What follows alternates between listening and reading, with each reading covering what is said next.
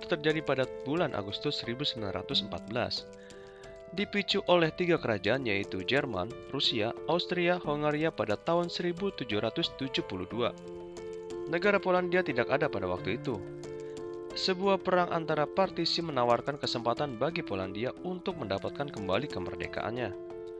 Setelah Polandia memperoleh kembali kemerdekaannya pada tahun 1918, Krakow berlanjut sebagai ibu kota budaya Polandia.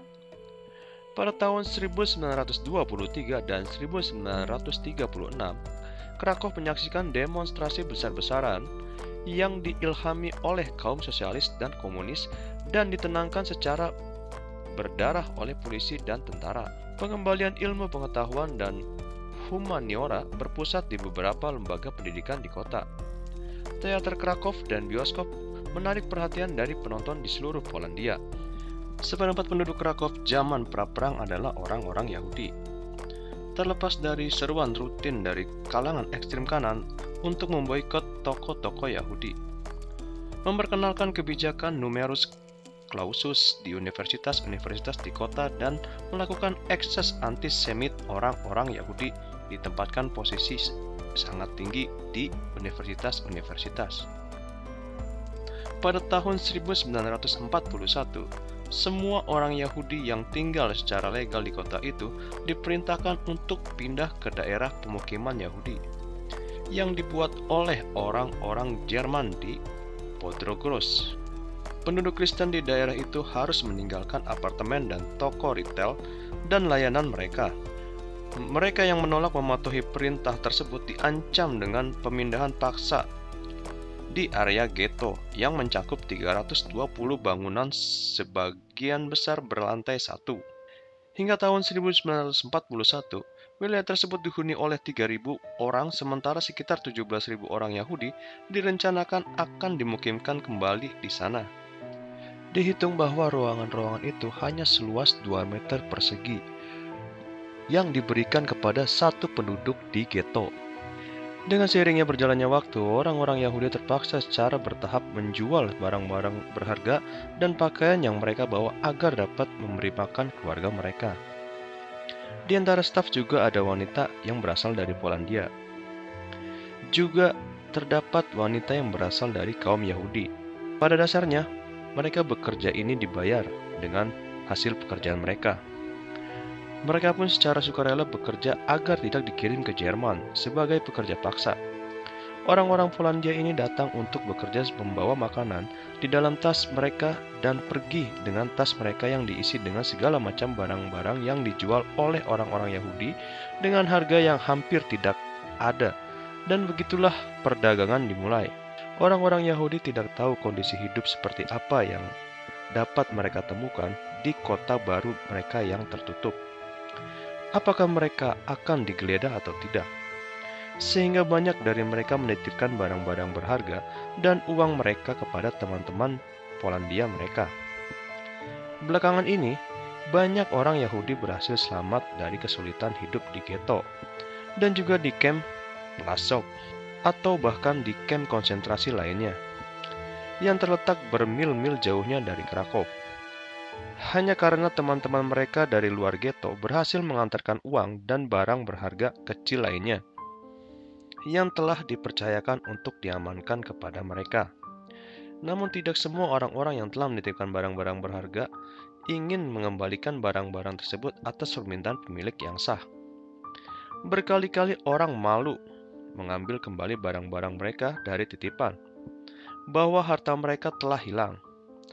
Itu adalah Naji yang menggeledah rumah teman-teman mereka dan mengambil barang-barang berharga. Pada tahun 1939, semua orang Polandia yang berusia antara 14 dan 60 tahun diperintahkan untuk bekerja. Hari kerja di perusahaan dan lembaga publik secara bertahap diperpanjang menjadi 10 jam.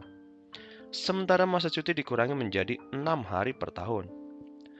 Orang-orang didorong untuk bekerja dengan poster propaganda, film, dan artikel pers, ditandai dengan huruf P yang melekat pada pakaian mereka. Orang Polandia biasanya bekerja sangat keras hanya untuk mendapatkan sebuah kacang. Seiring waktu, gerakan bawah tanah Polandia mulai menentang propaganda Nazi. Semakin banyak orang pergi, semakin banyak informasi yang dikumpulkan tentang kondisi kerja dan sikap majikan terhadap pekerja Polandia. Bentuk lain dari kerja paksa orang Polandia adalah boudienz atau layanan bangunan dari tahun 1940. Mereka memiliki rekrutmen untuk layanan wajib bagi pria yang lahir pada tahun 1919 dan 1920 dan dirata-ratakan tahun 1941. Ini wajib untuk semua pria Polandia dan Ukraina. Orang-orang Yahudi tidak ditunjuk dari boudienz. Di sini mereka biasanya melakukan pekerjaan renovasi, rekonstruksi, dan drainase. Itu adalah upah yang kecil, kondisi hidup yang buruk, dan makanan yang buruk. Alasan yang diberikan oleh otoritas pendudukan dan membenarkan pendirian distrik pemukiman Yahudi adalah pengawasan polisi dan perawatan kesehatan. Dalam propaganda Jerman, orang-orang Yahudi ditampilkan sebagai pembawa penyakit. Mengisolasi mereka diklaim melindungi orang lain. Ghetto adalah kamp kerja paksa sementara penghuninya adalah tenaga kerja budak yang dieksploitasi untuk kepentingan ekonomi Reich ketiga. Pada tahun 1941, para tukang batu mulai membangun tembok yang mengelilingi ghetto.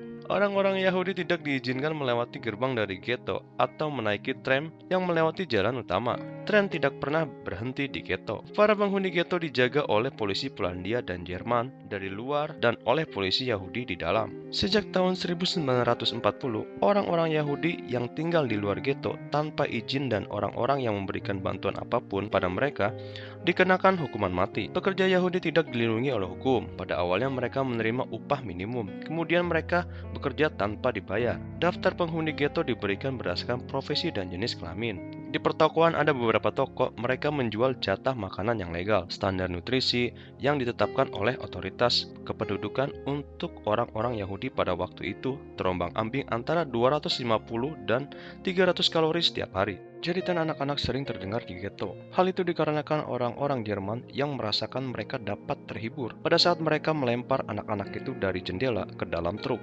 Hal ini pun terkadang gagal dalam melakukannya. Pada tahun 1942, terjadi pemindahan di ghetto. Orang-orang yang memenuhi syarat tidak layak untuk bekerja dan harus berkumpul di Platz Godi. Pasien rumah sakit yang tidak bisa berjalan sendiri dibunuh oleh tentara Jerman di tempat. Anak-anak yang berasal dari panti asuhan dibawa ke alun-alun oleh guru mereka. Sekitar 4.500 orang Yahudi dideportasi ke kamp Belzec, dan lebih dari 600 diantaranya dibunuh di ghetto. Pada tahun 1944, sekitar 1.400 orang Yahudi termasuk 286 anak-anak dibawa ke kamp pemusnahan di Auschwitz. Sebagian besar dari orang-orang ini dan semua remaja dimasukkan ke dalam kamar gas. Di kamp-kamp itu, sekelompok narapidana khusus didirikan dengan tujuan untuk menggali mayat yang terkubur di kuburan massal. Mayat-mayat yang telah dibunuh ditumpuk, ditutupi dengan lapisan kayu dan kertas, disiram dengan bensin, lalu dibakar.